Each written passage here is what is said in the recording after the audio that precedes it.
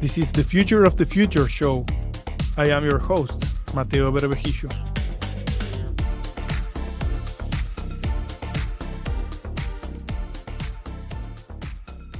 Today, we are diving into the critical connection between design and business success.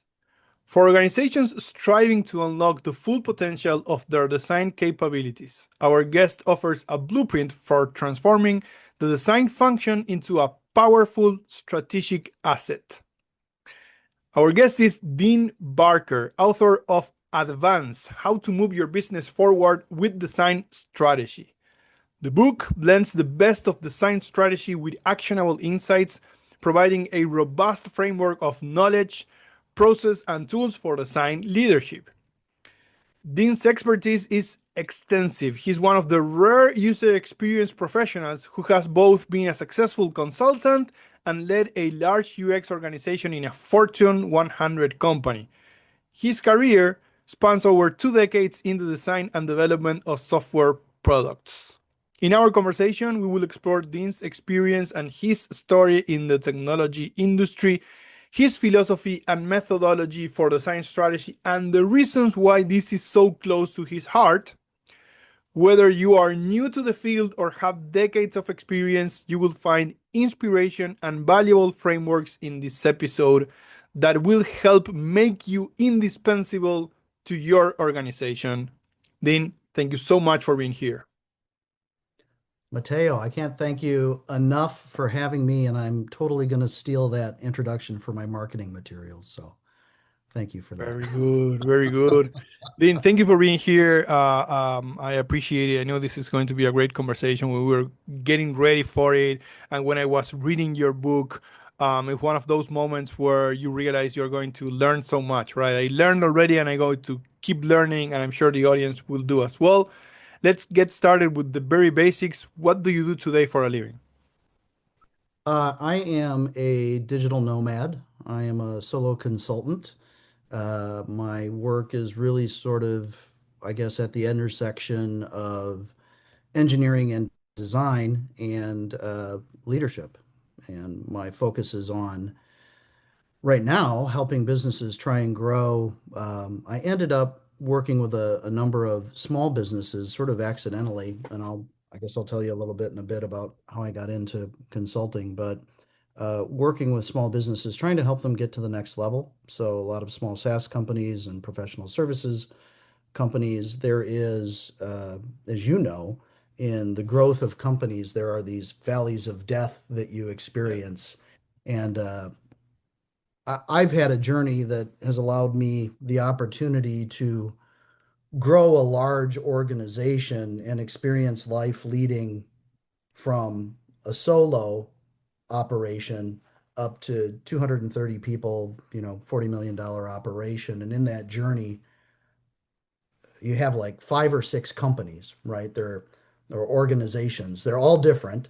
Yeah. And as a leader, you need to sort of reinvent yourself each time you cross one of those chasms. And so my background is really primarily in design leadership, but I've got expertise in software engineering as well, and try and apply my business background to help companies and organizations, all sort of based in the spirit of the subtitle of the book, helping people create great products and winning teams. And it turns out um, that management consulting is really the thing that I've ended up doing that helps organizations achieve that. Very good. How did you get started in technology and why? And what are the biggest milestones leading you to where you are today? Well, I got started in technology because I was a computer nerd in high school, and you and I both have a little salt in the pepper there with the gray beards. And back then, even in college, you had to go to a computer lab to use computers, right? So I spent a lot of time with personal computers and networking, and I was very early on fascinated with the internet and sort of the precursors to the internet.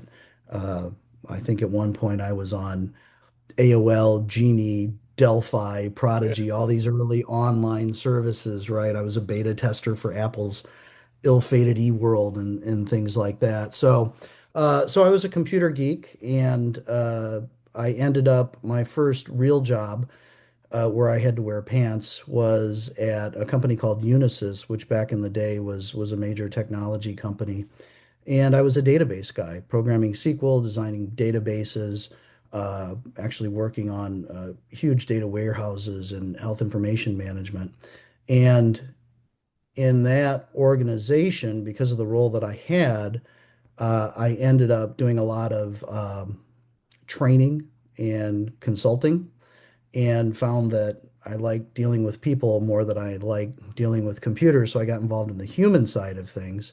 And then I moved on to a company called CompuWare, which was also a large technology company of that era. And at CompuWare, I got recruited to move into a human factors consulting group. So this was in the 90s when UX was kind of going by usability engineering, the Jakob Nielsen era and Don Norman and all of that when those were becoming very popular. And so I got into what is now called UX, and again, just really found an appreciation for the human side of things. And so that sort of began the journey of the next couple of decades um, of my career. And I guess, to your question about some of the milestones, after I left CompuWare, went to a couple of different places, ended up at a company called Thomson Reuters.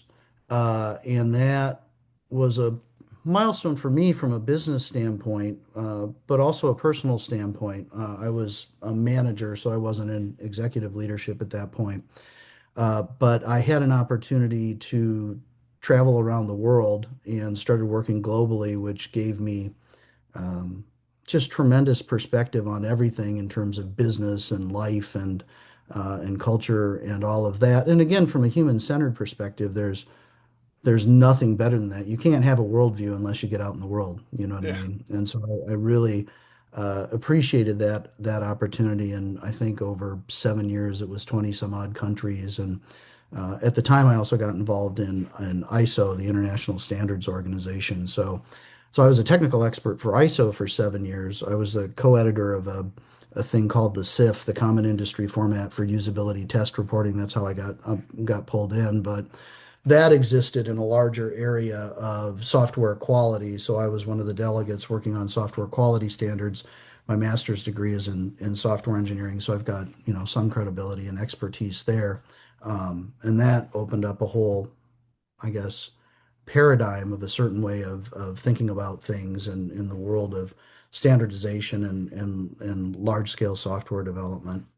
Um, and then eventually, and this is sort of the origin of the book, which I know we'll come back to, I ended up at a company called Sage Software, which is a UK based company. And at Sage is really where all the strategic work that is documented in the book started. And that was a commercial software environment.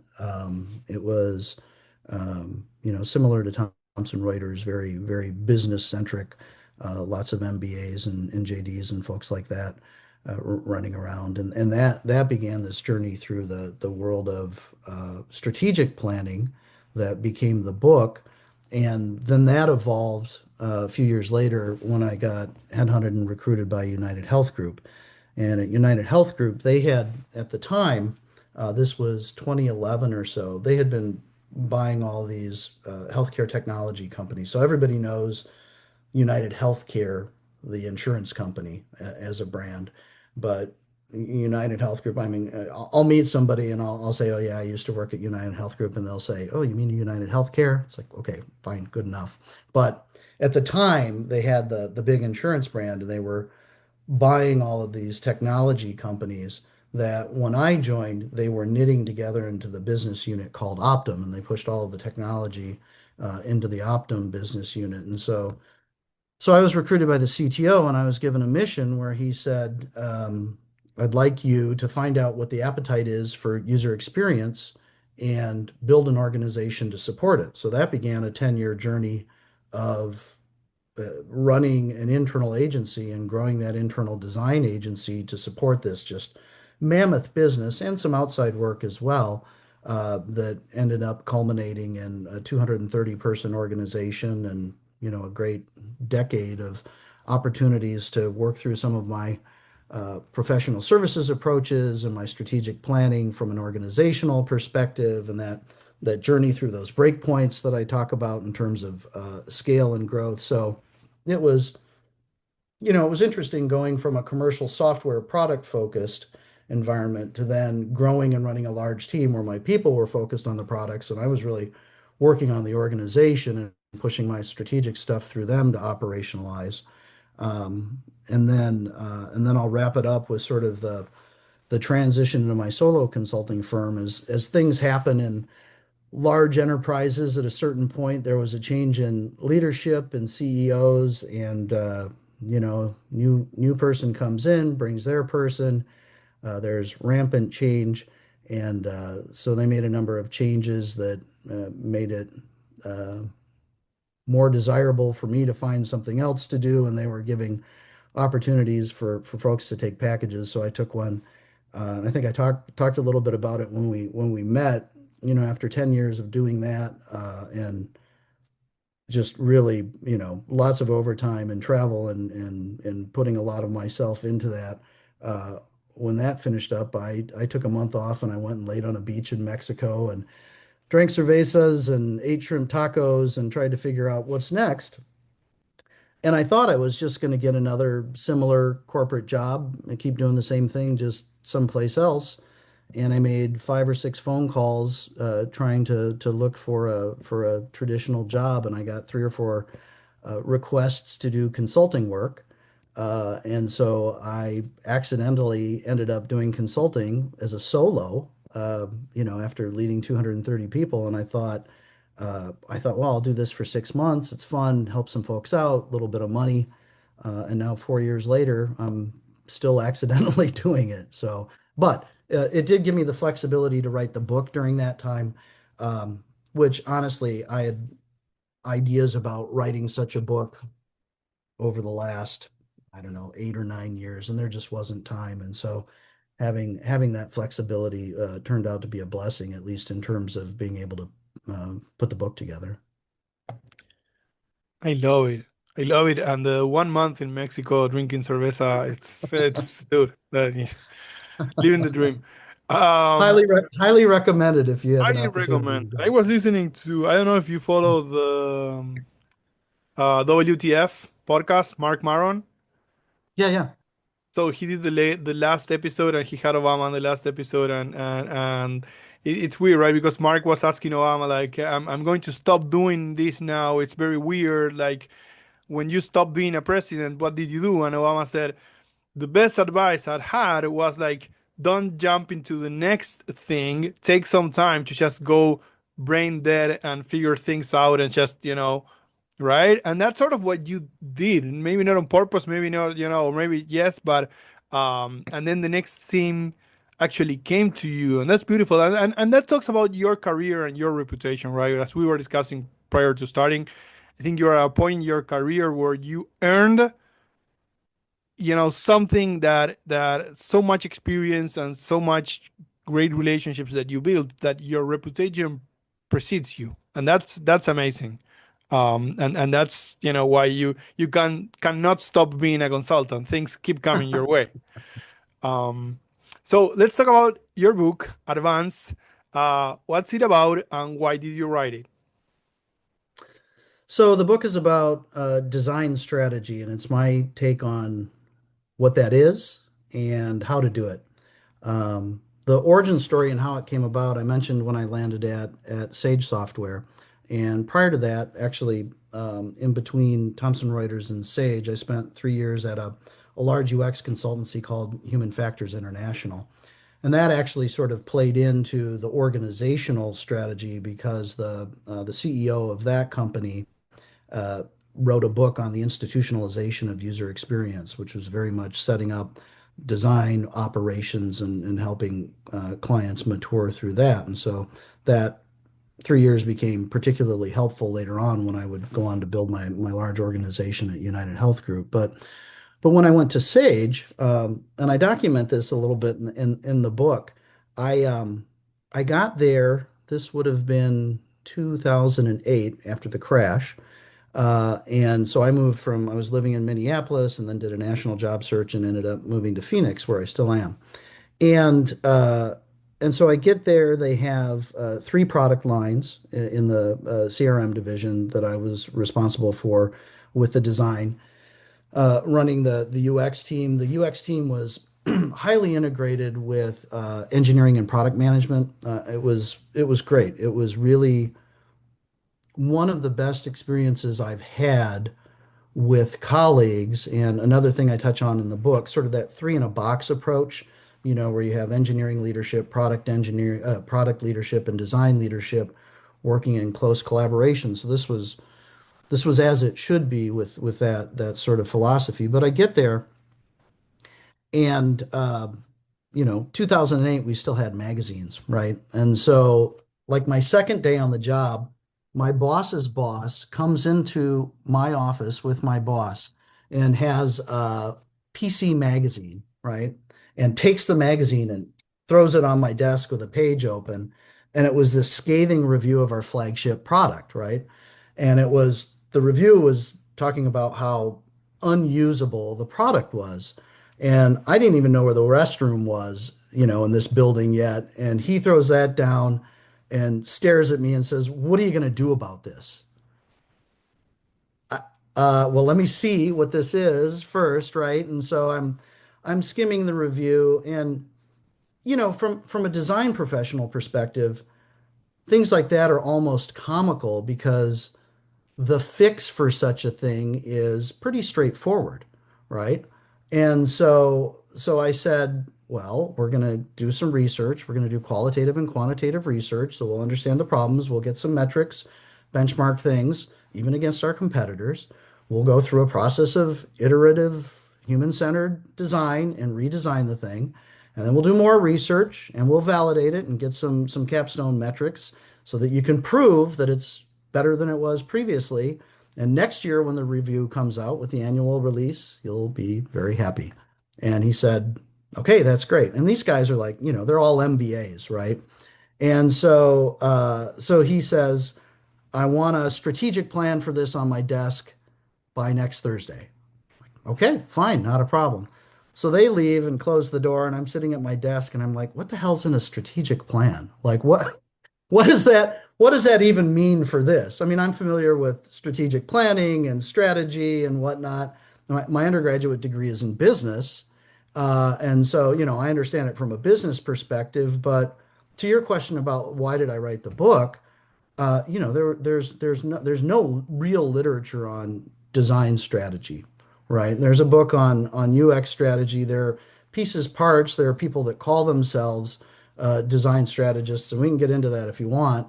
Uh, Perhaps controversial, but my perspective on that at the time was there's nothing. And so I literally went back to my undergraduate textbook from my strategic management class, and it was a textbook on strategic planning, and open it up, and here are the 13 constituent parts of a strategic plan in a business context. And so, with a deep background in design and user experience, I simply overlaid what we do and all the good stuff we do onto that template and then started working through my ideas on how to document and present that. And then I had 3 years to basically work through all of that. And so, so the plan worked out as intended. I learned a lot along the way. Then I took this intellectual property, started presenting it at conferences and things like that, and then carried it into my next job, and then now carried it into my consulting work. So it's been evolving and maturing since that day in 2008. And, as I said, I'm glad I had a chance to sit down and actually document it all. It's amazing. Let's talk about some of the concepts you just talked about, right? First, and I know definitions are hard because there are many definitions, but how will you define design, and why is it so important to businesses? Yeah, so I think that's a great question because I was thinking about that when I got your pre-read of proposed questions. And I don't think we think deeply enough about design, and particularly in, the field that I primarily work in would be referred to as user experience, and people take that lens. But I chose intentionally with the book to contextualize it as design with a capital D, right? So it transcends. So I would define design as a coherent set of decisions about the form and function.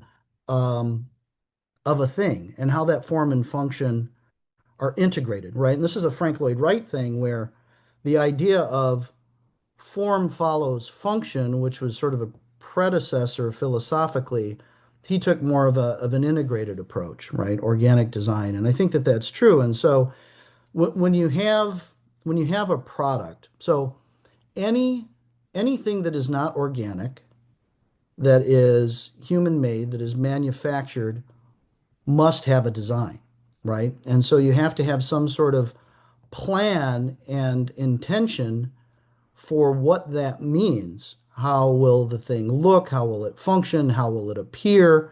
Again, a Frank Lloyd Wright thing, how will it respect the environment, and excuse me, and in a software context, from a user experience perspective, it's really about the interaction design, the visual design, and the information architecture, right? The content or the data, and those three things have to be dealt with holistically. But you can apply, and I think this is how I kind of backed into all of this managerial consulting based on my experience. Darn near anything is design, right? So I'm currently designing a professional services line of business for a client to enter a new market space. Well, those are design skills, and design thinking and process applies to that. So it's not just about applying the idea of design to products. You have to design your resume, you have to design your office space, you have to design your organizations, you have to design your business, you have to design your life, back to the digital nomad thing and being able to go sit on a beach when you want to or whatever, right? Like those things are all design. And so um, I guess the corollary to that, Matteo, would be when we talk about design from a product space and that user experience orientation and the department, I teach another thing that I do is I teach at Arizona State University in the engineering department, and that department is called Human Systems Engineering. And our field goes by a lot of names. Human factors, user experience, was usability engineering, was user-centered design, human-centered user-centered design, human-centered design, human systems engineering. It doesn't matter. It's all the same. It's taking these ideas of designing a thing and doing it from a human-centered perspective, right? And so when you're designing a technology product, what that means is respecting human load limits. We have limitations as human beings in terms of visually how much information we can accept and process, cognitively, motor skills, even auditory, depending on the context, right? So you have to design for people, and I think the psychology of it and the affective or emotional part of it is not only important in a product space, but when you're doing business. So back to the idea of great products and winning teams. Great products is human-centered design, but winning teams, it turns out, is also human centered, right? Because business is in leadership, management is the art of getting things done through other people, right? And so you have to have a human centered approach. And I love you posted, by the way, I saw your LinkedIn post on the Danny Myers book, setting the table. I talk about that at length in my book because his whole mentality about hospitality is spot on from a business standpoint. And so I use that as a reference model for a chapter where I talk about dealing with stakeholders. So and design is important for business again because of the idea that anything that you create, whether it's an organization or a product, has to be designed. And here's the kicker. It can either be professionally designed with intention or accidentally designed by somebody who doesn't understand design, but it will be designed. It doesn't matter if it's a programmer doing vibe coding, or if it's a whole team of user experience professionals. Somehow the thing is going to get designed. So you have to manage the process. It has to be done with intent. And that's actually why I take a couple of chapters in the book and I talk about the qualities of compelling design, and I talk about design process and why that's important.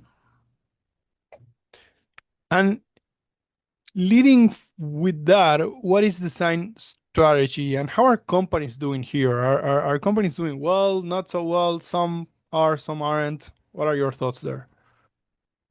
Well, I'm gonna quote from myself so that I'm speaking accurately because I thought a lot about strategy in general, and I'll preface the response to your question with a definition of strategy. Um, like many fields, and I have some examples of this in the book,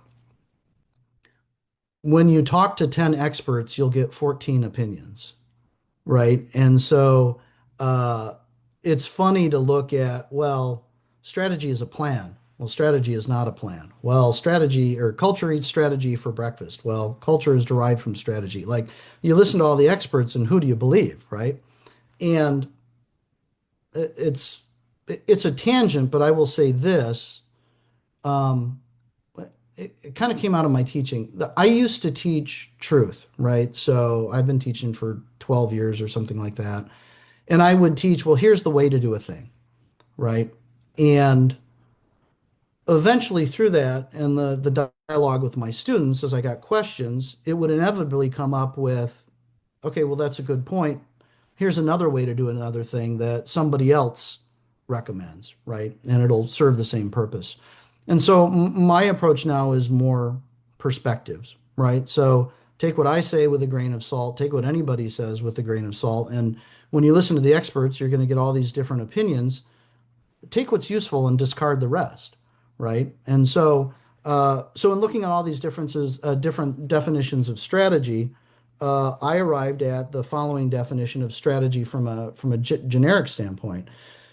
In simplest terms, strategy is a course of action chosen to achieve a set of goals. The success of a product strategy depends on creating a mutual exchange of value between a company and its customers. And we should probably talk about value. I know you had another question that's going to lead into that. But I really see design strategy as maybe not a subset of product strategy. You could conceptualize it that way, but either a subset or a peer. And back to the three in the box idea, if you're talking about, most of my experience is in software product development. If you're talking about making a software product, you're going to have a strategy from a business standpoint. Product, the whole product management literature and business strategy is centered around that, and there's a lot of literature on that, some good, some bad. There are even strategic approaches to managing engineering organizations, right? You can get whole degrees in that, and there's plenty of literature around that, although it tends to be very process oriented, I think, for the most part. Um, but you need to have that strategic view from product management, from engineering, and from design. And back to the reason I wrote the book, there's not a lot of literature on design strategy, and um, nobody heretofore has really codified it the way that I've tried to, and take all of the strategic planning concepts and apply them specifically to design. So this is a manifestation of what actually Roger Martin just published an article on this of functional strategy. And I talk about this in the book as well. Each function of a business needs to have its own strategic plan. But when you apply that in a product concept or product context, the definition that I have for design strategy is that design strategy is a course of action intended to create compelling designs and achieve business results. And so in the book, I have a chapter where I define what it means to have compelling designs. But the second part of that is the important part. And that's what I think is the differentiator of this book from other approaches. And that's the idea of a focus on business outcomes. To me, from my perspective, the thing that can make design thinking strategic is applying an economic lens, right? Now, this is in the context of business. So, we need to do what we do from a design leadership standpoint in such a way that it moves the needle on the business impact, right? Now, it turns out the way that we do that by getting value from our customers, right, economically, is to deliver value to them economically and otherwise. And so that's the value exchange. It's a mutual exchange of value. But I guess my beef with the larger world of it, typically framed as UX strategy as opposed to design strategy, but you have people running around calling themselves UX strategists, and there's nothing strategic about what they do. They may be creating plans for designing products, but that doesn't make it strategic unless you're doing things like attaching it to the business goals and doing that in such of a way that you have alignment with the larger organization's goals, right? Doing it in such a way that it's measurable. And one of the key things about strategy making, that is the hardest part of the whole bloody thing, unless you are also driving focus and excluding things so that you're very clear about what we're not doing, right? Because the good is the enemy of the best. And the managerial discipline to drive that home, when you asked, well, how are companies doing? First of all, they're not using formal approaches to design strategy. Second of all, when they think they are, they may be doing design planning, but it's not strategic because of what I just discussed. And third of all, I talk about this in the book under a section called strategic imperatives, but they are not paying attention at the meta level to the things that are going to enable any strategy to be effective. And and we can talk about that a little bit if you want, but one of the big things in that is focus or a lack of focus. I will guarantee and this is, part of the consulting work that's, um, I probably, I don't know how to say this. I feel guilty getting paid for it because I can predict before even going into a place, the four problems under the strategic imperatives, and one of them is a lack of focus. I guarantee you, any company that you walk into is trying to do 17 things when they have the capacity and capability for three. And having that dialogue with clients is painful. There is an utter lack of managerial discipline across all levels of company, from startups to, Fortune 100 enterprises. So then processes and frameworks come into play. Why are they so important? Let me ask you this. Can great people alone do the trick regardless of structure? Um, well, it depends on how you define do the trick. That's the first step, right? And so I'm an advocate of formalism, particularly as you're trying to scale. One of the things that I've found in this journey that I've had over the last few years, it's funny to me, after 25 years of working in large companies and fighting bureaucracy, right? Trying to get them to loosen the bolts on things. Then I end up working with all these small companies, 5, 10, $15 million companies trying to get to the next level. And I go in there and they have the opposite problem. They need to tighten the bolts. There's no process, there's no methodology, there are no templates, things aren't repeatable, things aren't predictable. So you don't want to do too much so that you get to the point of having bureaucracy, but you need some formalism. So, to your point, the first step is you need great people. Talent wins, right? And you can do a lot just by putting great people in place and letting them go to work. But from a managerial perspective, from an executive perspective, you need to have enabling systems, right? And so you need to have that entire holistic operation, from talent acquisitioning to onboarding to training to processes to metrics to incentives, all of these things that are part of the four functions of management: planning, leading, organizing, and controlling, right? You need to have all of those things actually be managed. And I use a lot of examples from Apple because Apple is sort of the poster child of, doing design right and having a dedication to the design function. And I'm a big fan of Steve Jobs. I grew up as a Mac guy. And just, I love their whole ecosystem. And Jobs is particularly a juicy source of quotes and, anecdotes and whatnot. But there's one story where he talks about at a certain point in Apple where basically he got rid of all the professional managers, right? And he's sort of negative about the idea of professional management. And Elon Musk is kind of this way too, right? Like everything is engineering led and whatnot. And those two guys are heroes. So, but that doesn't mean they're right about everything. And you need to have, I think, professional management, or at least professional management tools in order to work effectively and efficiently, right? And certainly to scale and to move up and to grow. And this is why we have a problem in tech from a talent development standpoint. I'm sure you've seen this in your career, where the progression is typically, take engineering, you're going to take your best engineer, and as you grow, you're going to promote that person into a manager and make them in charge of the rest of the engineers. But they may not know what they're doing or have any skills or aptitude or even any interest.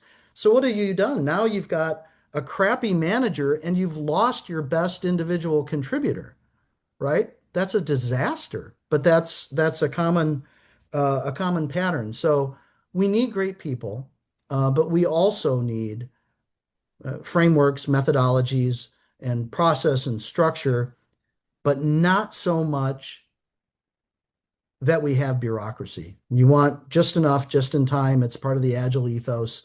So you need both. What is the build trap and why is it so dangerous?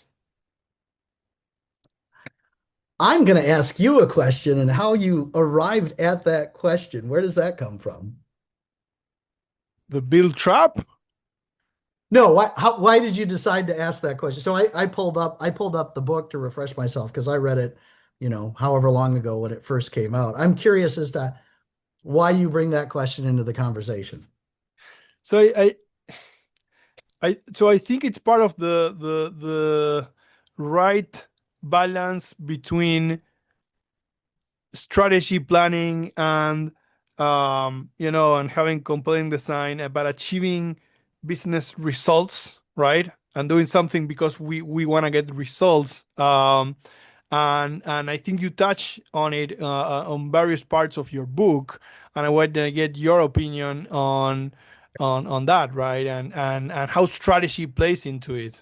And it's interesting for me as well because I'm in the software development space as well. So I see a lot of it, and I see a lot of um, building for the sake of building, right? So I want to get your thoughts on Okay. I have thoughts, as you might imagine, it. Mate. All right, so I'm gonna make sure I'm quoting accurately. So it was fun. I got the questions from you, and I looked at that, and I'm like, okay, I remember the book. I've watched some of the videos. I've read the new book, but I can't even remember when this came out. So for listeners or viewers, the book is called "Escaping the Build Trap." Melissa Perry, who's great, her work is great. Well, I guess it's not that old. 2018. All right, it seems like 2018 was a long time ago now, huh? All right, so I'm gonna quote. I like to be precise, so I'm gonna quote from this. So this is from the Build Trap. The build trap is when organizations become stuck measuring their successes by outputs rather than outcomes. It's when they focus more on shipping and developing features rather than on the actual value those things produce. When companies stop producing real value for users, they can begin to lose market share, allowing them to be disrupted. Companies can get out of the build trap by setting themselves up to develop intentional and robust product management practices. At that point, product managers can find the opportunities to maximize business and customer value. Okay, so I'm going to say I love Melissa's work and I love the book and the new book and that whole I spent a year as a chief product officer and delved deeply into that literature.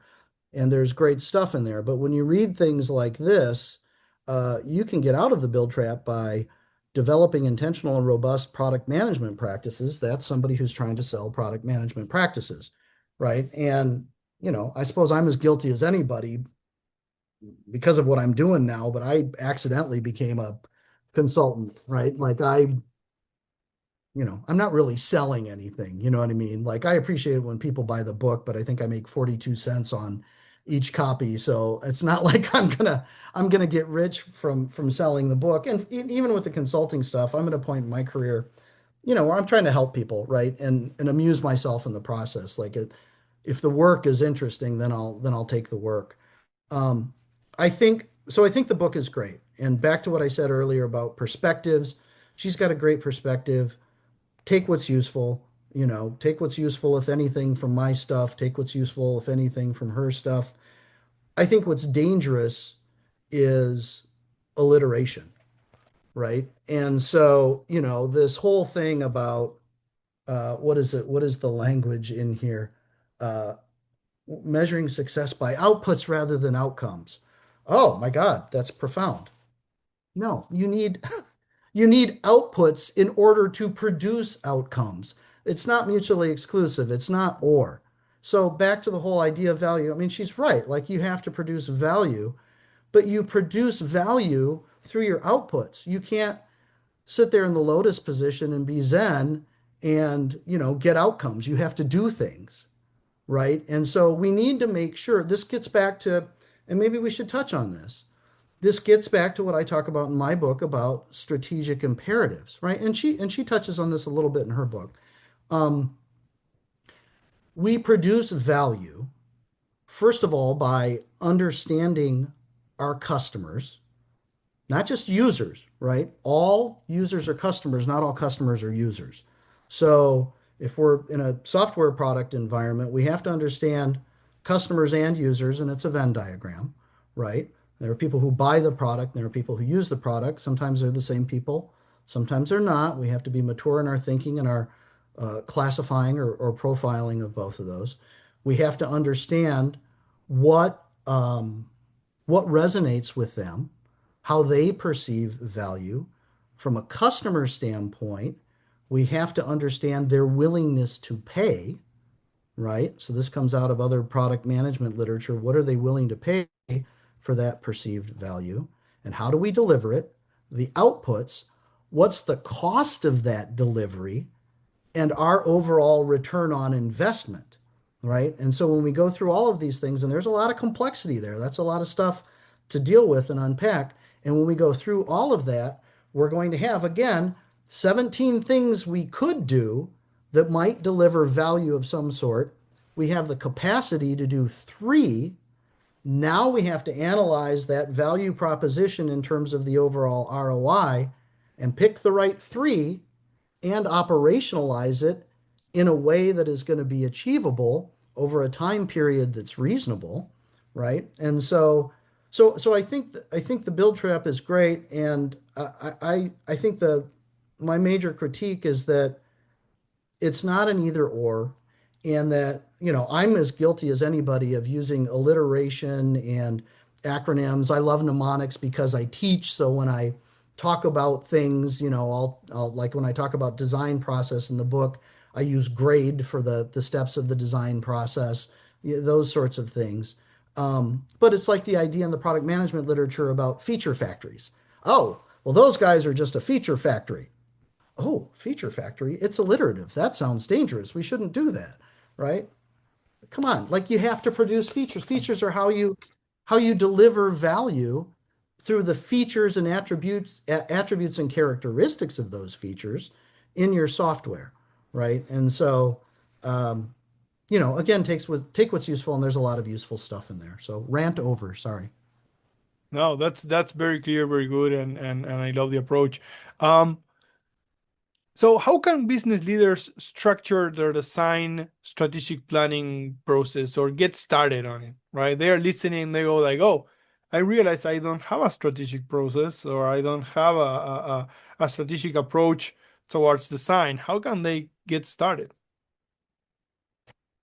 Well, buy the book, right? Like there's a step-by-step process. I wrote it as a how-to book. And, we've talked about writing, right? And sort of documenting your ideas previously, offline. Um, you you will do these kinds of things. So you write to help you think, right? So I wrote the book in part to help me refine my own ideas, um, and for my own edification, you know, and for the creative act of doing it. But I wanted it to be useful. One of my precepts is like if you do something, make it useful. And so it was intentionally not just an about book, but a how-to book, right? And so, as I say in the book, there's a process for design strategy, and the 5 steps are assess the landscape, evaluate the state of design, which includes product and organization, define the design strategy using the definition that I gave, and I operationalize that and show how to do that. Create action plans. And then that gets to the whole idea of a strategy versus execution or implementation. You, you have to have both, right? Again, it's not an or, right? So I guess if anything, one of my superpowers is to be able to work at the strategy level and then lead at the execution level, right? Right. Because you have to execute. There's a great quote that I found that I use in the book from Churchill, Winston Churchill, where he says, "No matter how beautiful the strategy, occasionally you may want to look at the results, right? Yeah. And so we need to manage the process." And that leads to the 5th step, which is execute and monitor process. So I go step by step through that in the book. But I would say certainly my book, give me a call. I'm happy to help people, even informally. And then read, the application of the strategy literature and the strategic planning literature in business. There's a great wealth of knowledge. And Michael Porter and Roger Martin, who I love, um, there are great ideas that if anyone in the audience is a design leader or design executive, I have my ideas, which I've documented in the book, but read that literature and that body of knowledge and the product management literature and apply these concepts, graph these concepts onto the work that we do, and come up with your own way of thinking through these things. And so, and then I would say, so it's, I have resources, me and my book. There's a larger body of literature that's kind of one level of abstraction from that you can apply, is the second thing. And then the third thing, and this is huge, and I see this with clients and I've seen it in industry, you have to make time to think about this. So I'll do these workshops, and one of the reactions that I get from the participants in these strategy workshops is about how valuable it is to carve out 2 days of their life to really think about and collaborate on strategy. You, you couldn't have done that before. You couldn't have carved out 2 days, right? This is important, right? Well, yeah, it's the most important thing we do. Is it worth 2 days?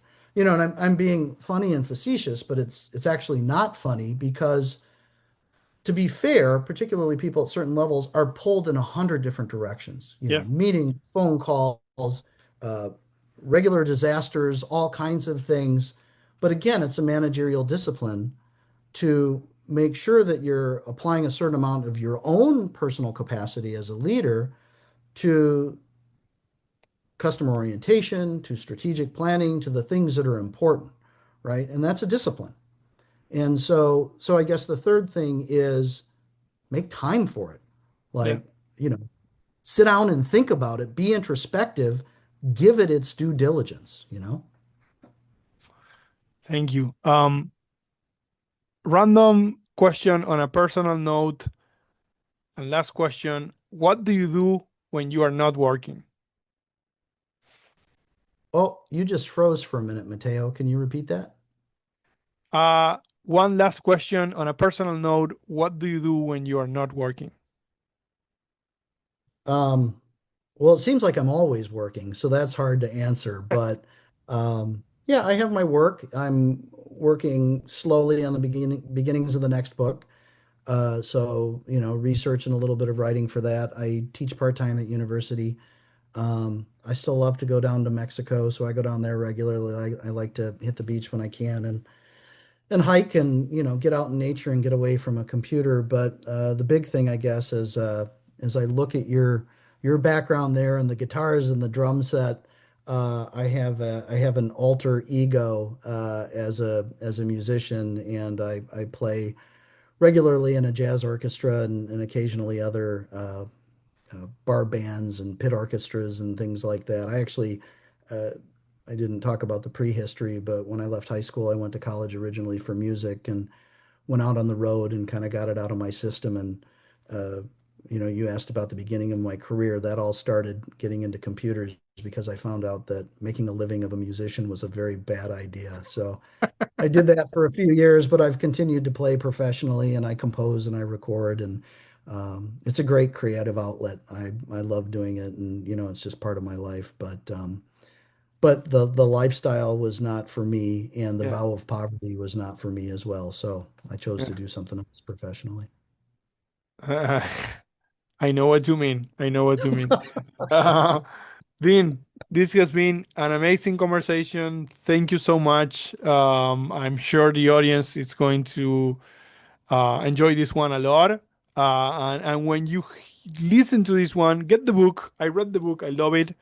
Go get advance. And remember to leave a good review on Amazon. Very important. But also, just listen to this, and if you need to stop the conversation at some time and just think about some of the concepts, there are so many great concepts here that's what I encourage you do. And to you, Dean, thank you, and I hope that we can do this again sometime in the future. Mateo, thank you so much, man. I appreciate you and I love what you're doing. I love the podcast. We didn't get to touch on some of your other episodes, but I've been listening lately and you're doing great work with this. So keep it up and thanks again for the invitation. Appreciate you.